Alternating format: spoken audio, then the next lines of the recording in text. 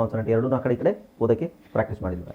ಈಗ ನೆಕ್ಸ್ಟ್ ಬಂದು blending 3 CVC ಅಂತ ಹೇಳ್ತೀವಿ. CVC ಅಂದರೆ ಮೂರು ಅಕ್ಷರಗಳು ಅಂದರೆ ಒಂದು ಕಾನ್ಸನೆಂಟ್, ಮಧ್ಯದಲ್ಲಿ ವಾವೆಲ್, ಆಮೇಲೆ ಕಾನ್ಸನೆಂಟ್. ಓಕೆ, ಎಲ್ಲ ಮ್ಯೂಟ್ ಮಾಡ್ಕೊಳ್ಳಿ, ಯಾರು ಮೈಕ್ ಆನ್ ಮಾಡ್ಕೊಬೇಡಿ. Consonant, vowel, consonant. Okay, so ಇಲ್ಲಿ ಇದರಲ್ಲಿ ಏನಿರುತ್ತೆ ಅಂದರೆ ಏನಿಲ್ಲ, ಮೂರು ಅಕ್ಷರಗಳಿರುತ್ತೆ. ಬಟ್ ಅಕ್ಷರಗಳು ಅದರ ಪ್ಯಾಟರ್ನ್ ಹೇಗಿರುತ್ತೆ ಅಂದರೆ ಮಧ್ಯದಲ್ಲಿ ಎ ಇರುತ್ತೆ, ಅಂದರೆ ವಾವೆಲ್ ಇರುತ್ತೆ, ಮಧ್ಯದಲ್ಲಿ ವಾವೆಲ್ ಇರುತ್ತೆ, ಆಮೇಲೆ ಆ ಕಡೆ ಈ ಕಡೆ ನಿಮಗೆ ಕಾನ್ಸನೆಂಟ್ ಇರುತ್ತೆ. ಸೊ ಎ ಅನ್ನೋದು ವಾವೆಲ್ ಸ್ವರ ಎ, ಅದಕ್ಕೆ ಉಚ್ಚಾರಣೆ ಏನು ಆ ಆ ಆ. ಬಿ ಅನ್ನೋದು ವ್ಯಂಜನ, ಅದಕ್ಕೆ ಉಚ್ಚಾರಣೆ ಏನು ಬ ಬ ಬ. ಇದು ಏನು ಬ. ಸೊ ಇದು ಮೂರನ್ನು ಕೂಡಿಸಿ ಓದಿದಾಗ ಏನಾಗುತ್ತೆ ಬ ಆ ಬ ಬ್ಯಾಬ್ ಬಟ್. ನಿಮಗೆ ಆಲ್ರೆಡಿ ಬಿ ಎ ಬಂದರೆ ಏನು ಹೇಳಬೇಕು ಅಂತ ಗೊತ್ತು. ಇದಕ್ಕಿಂತ ಮುಂಚೆ ಏನು ಕಲ್ತೀವಿ, ಬಿ ಎ ಬಂದಾಗ ಬ ಆ ಬ್ಯಾ ಬ್ಯಾ ಬ್ಯಾ, ರೈಟ್. ಸೊ ಹಾಗಾಗಿ ನೀವು ಬ್ಯಾ ಬ ಬ್ಯಾಬ್, ಬ್ಯಾಕ್ ಬ್ಯಾಕ್, ಬ್ಯಾಡ್ ಬ್ಯಾಡ್, ಬ್ಯಾ ಬ್ಯಾಕ್, ಬ್ಯಾಗ್ ಬ್ಯಾಗ್, ಬ್ಯಾ. ಹಾಯ್ ಫ್ರೆಂಡ್ಸ್, ಇದೊಂದು ವಿಶೇಷ ಸೂಚನೆ. ನಮ್ಮಲ್ಲಿ ಇದೀಗ ಆನ್ಲೈನ್ ಸ್ಪೋಕನ್ ಇಂಗ್ಲಿಷ್ ಕೋರ್ಸ್ನ ಹೊಸ ಬ್ಯಾಚ್ ಶುರುವಾಗಿದೆ. ನೀವು ಇನ್ಮೇಲೆ ಎಲ್ಲೂ ಹೊರಗಡೆ ಹೋಗಿ ಇಂಗ್ಲಿಷ್ ಕಲಿಯುವ ಅವಶ್ಯಕತೆ ಇಲ್ಲ. ಮನೆಯಲ್ಲೇ ಕೂತ್ಕೊಂಡು ಯಾವುದೇ ಟೆನ್ಷನ್ ಇಲ್ಲದೆ, ಏನು ಮುಗಿದಿರವಿಲ್ಲದೆ ಇಂಗ್ಲಿಷ್ ಮಾತಾಡೋದನ್ನು ಕಲಿಯಬಹುದು.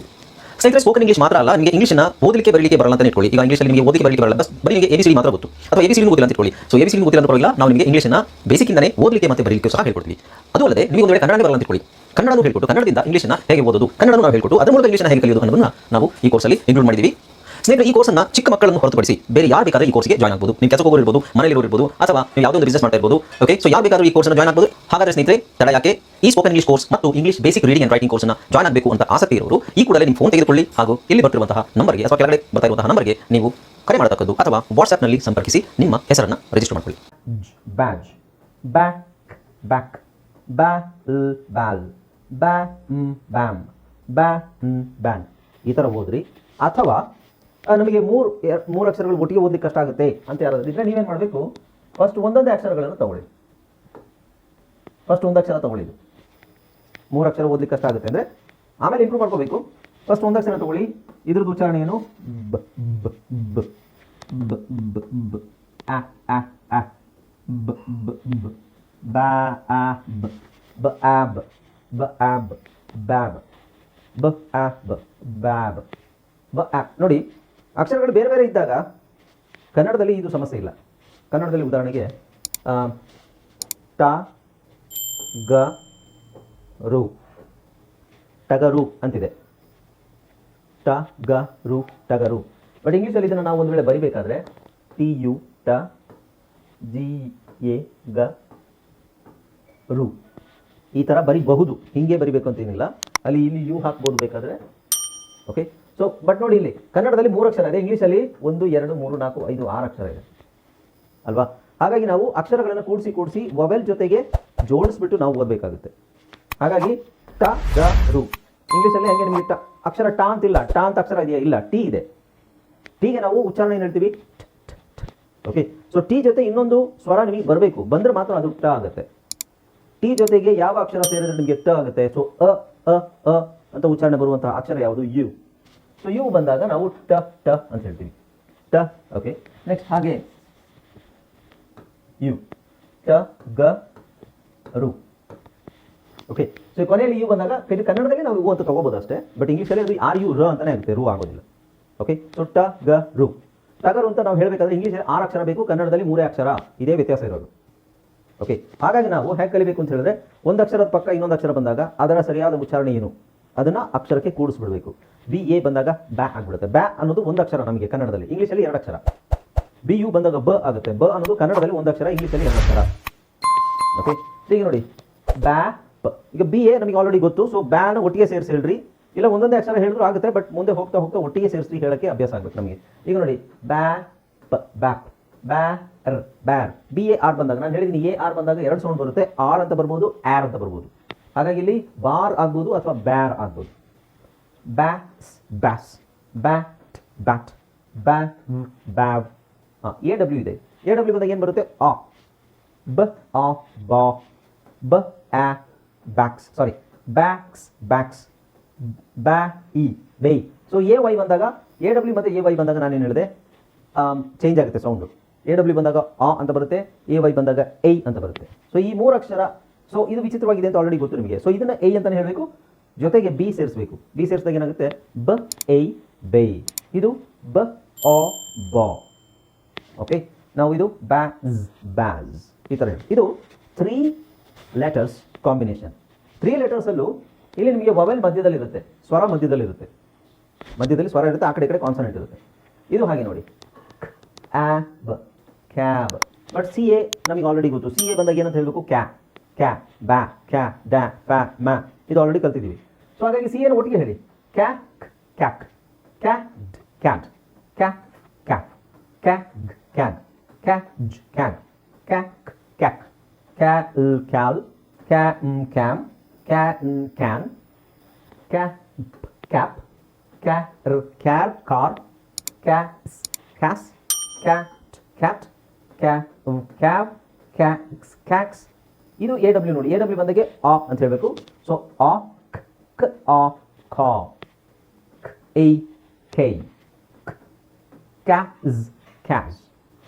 ಸೊ 3 ಅಕ್ಷರಗಳು ಬಂದಾಗ ಮಧ್ಯದಲ್ಲಿ ಒಂದು ವವೆಲ್ ಇದ್ದಾಗ ಅದನ್ನು ನಾವು ಅದರ ಥರನೇ ಓದಬೇಕು.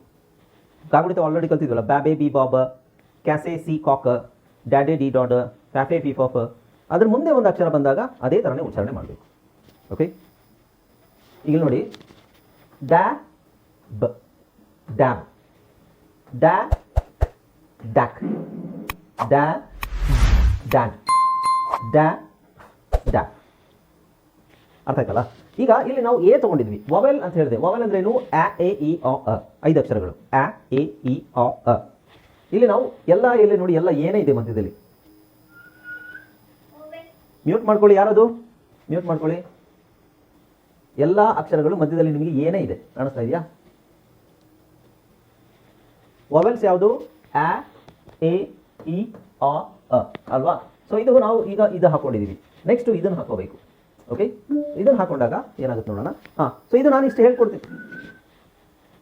ಯಾರದು ವಿಸಿಲ್ ಹೊಡಿತಾ ಇರೋದು? ಓಕೆ, ಬ್ರೇಕ್ ತೊಗೊಳ್ಳೋಣ. ಬ್ರೇಕ್ ಆದ್ಮೇಲೆ ಕಂಟಿನ್ಯೂ ಮಾಡೋಣ.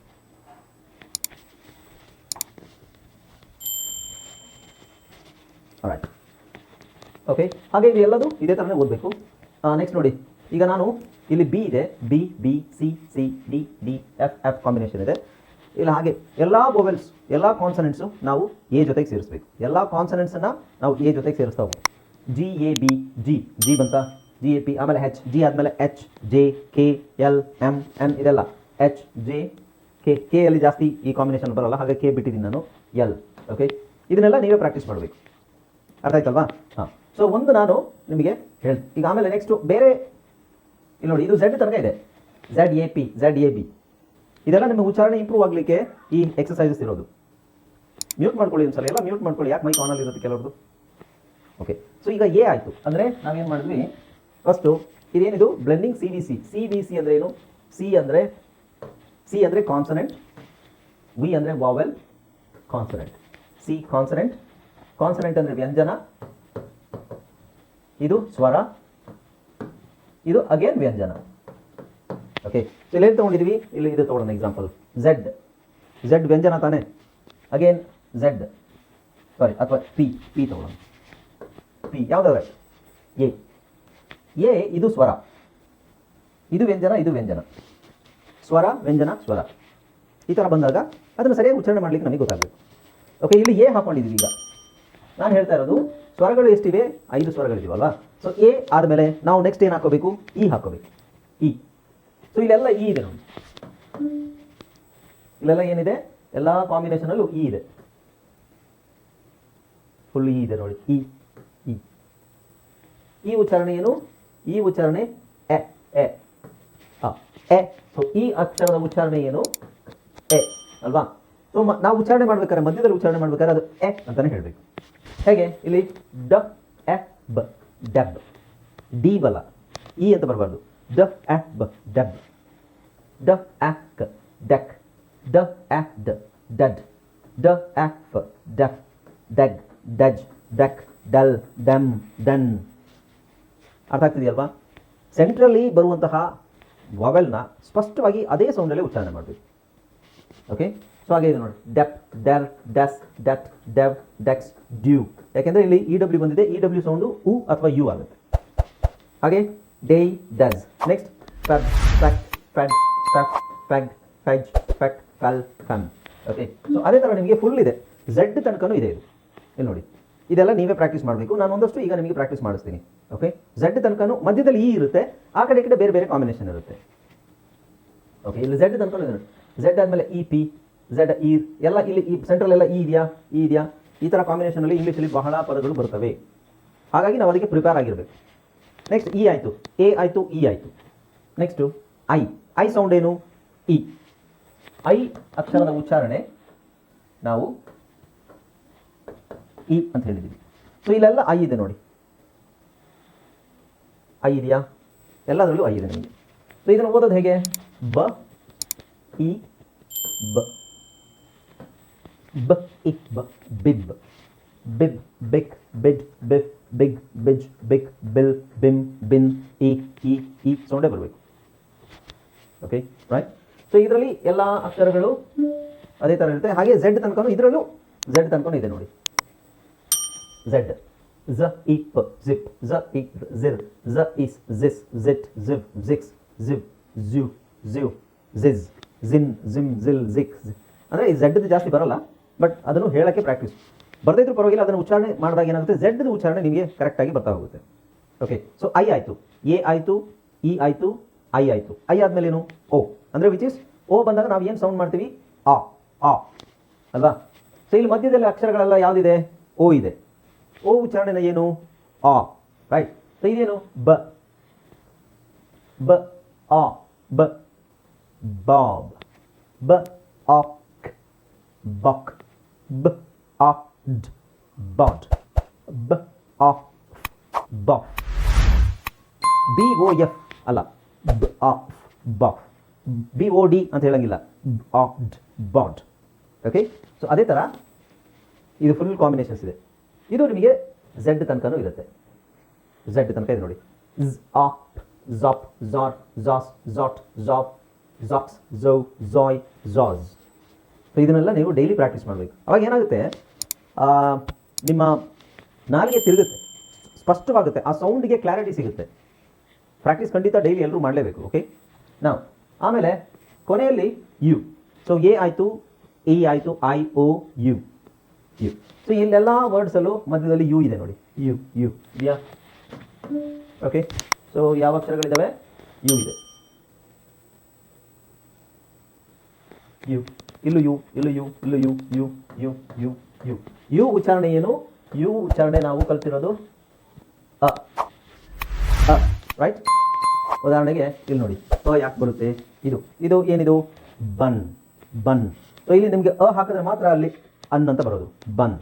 ಹಾಗಾಗಿ ಇದು ಬ, ಬಬ್, ಬ, ಬಕ್, ಬ ಡ್, ಬಡ್, ಬ ಬಫ್, ಬ ಗ್, ಬಗ್, ಬ ಜ್, ಬಜ್, ಬಕ್, ಬಲ್, ಬಮ್, bun, bup, bur, bus, but, buv, buv, bux, boy, buzz. ಇದರಲ್ಲಿ ಕೆಲವು ಕಾಂಬಿನೇಷನಲ್ಲಿ ವರ್ಡ್ಸ್ ಬರಲ್ಲ, ಸಿ ಯು ಡಬ್ಲ್ಯೂ ಎಲ್ಲ ವರ್ಡ್ಸ್ ಬರಲ್ಲ, ಆದರೆ ಅದನ್ನು ಉಚ್ಚಾರಣೆ ಮಾಡಿ ನಿಮಗೆ ಸೌಂಡ್ ಕ್ಲಾರಿಟಿ ಸಿಗ್ತಾ ಹೋಗುತ್ತೆ. ಓಕೆ, ಆಯ್ತು. ಹಾಗೆ ಕಬ್, ಖಕ್, ಖಡ್, ಖಫ್, ಖಗ್, ಖಜ್, ಖಕ್, ಖಲ್, ಖಮ್, ಖನ್, ಖಪ್, ಖರ್, ಖಸ್, ಖಟ್, ಖಫ್, ಖಕ್ಸ್, ಖವ್, ಖಾಯ್, ಖಜ್. ಅವಾಗ ಸಿ ಯು ಬಂದಾಗ ಕಾಮನ್ ಆಗಿ ಕ ಅಂತಲೇ ಬರುತ್ತೆ. ಕ್ಯೂನು ಬರುತ್ತೆ, ಬಟ್ ಅದು ಕೆಲವು ಸಿಚುವೇಶನ್ಸಲ್ಲಿ ಕ್ಯೂ ಬರುತ್ತೆ, ಅದು ಈಗ ಬೇಡ. ರೈಟ್. ಓಕೆ, ಆಮೇಲೆ ಡಿ, ಡಬ್, ಡಕ್, ಡಡ್, ಡಫ್, ಡಗ್, ಡಜ್, ಡಕ್. ಇದೇ ಥರ ನಿಮಗೆ ಝೆಡ್ ತನಕನೂ ಹೀಗೆ ಪ್ರಾಕ್ಟೀಸ್ ಮಾಡ್ತಾ ಹೋಗಬೇಕು. ಓಕೆ, ಸೊ ಇದು ನೀವು ಡೈಲಿ ಮನೇಲಿ ಮಾಡುವಂತಹ ಪ್ರಾಕ್ಟೀಸ್ ಮಾಡುವಂತಹ ಮೆಟೀರಿಯಲ್ಸ್ ಇದು.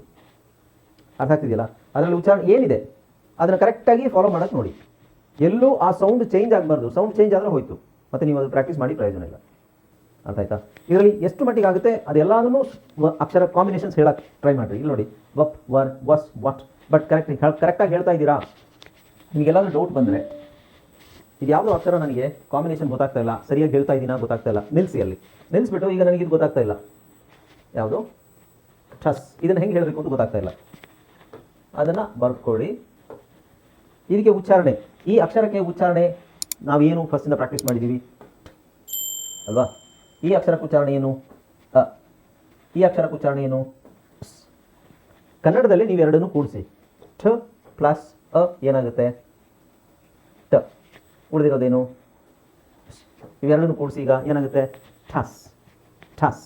ಅದೇ ಥರ ಇದು ಟ ಅ ಠಪ್, ಟ ಅ ಠಟ್, ಟ ಅ ಠವ್, ಠಕ್ಸ್ ಠಾಯ್, ಠಸ್ ಠಮ್ ಠನ್ ಠಲ್, ಠಕ್ ಠಜ್ ಠಗ್. ಯಾವಾಗಲೂ ಟು ಅಂತ ಹೇಳಕ್ ಹೋಗ್ಬೇಡಿ. ಇದನ್ನ ಟು ಟು ತಪ್ಪು ಅಂತ ನಾನು ಹೇಳ್ತಾ ಇಲ್ಲ, ಬಟ್ ಈಗ ನಾವು ಬೇಸಿಕ್ ಲೆವೆಲಲ್ಲಿ ಅದು ಟು ಯೂಸ್ ಮಾಡಬಾರ್ದು. ಅದು ಆಮೇಲೆ 25% 30% ನಿಮಗೆ ಅದು ಟು ಅಂತ ಎಲ್ಲೆಲ್ಲಿ ಬರುತ್ತೆ ಅನ್ನೋದು ಆಮೇಲೆ ನಾನು ಹೇಳ್ಕೊಡ್ತೀನಿ. ಈಗ ನೀವು ಜಸ್ಟ್ ಟ ಟ ಅಂತಾನೆ ಹೇಳಬೇಕು. ಅರ್ಥ ಆಗ್ತಿದೆಯಲ್ಲ ಎಲ್ರಿಗೂ? ರೈಟ್. ಓಕೆ, ಸೊ ಈಗ ಇಲ್ಲಿಂದನೇ ಸ್ಟಾರ್ಟ್ ಮಾಡೋಣ. ನಾನು ಇಲ್ಲಿಂದನೇ ಪ್ರಾಕ್ಟೀಸ್ ಮಾಡಿಸ್ತೀನಿ ನಿಮಗೆ.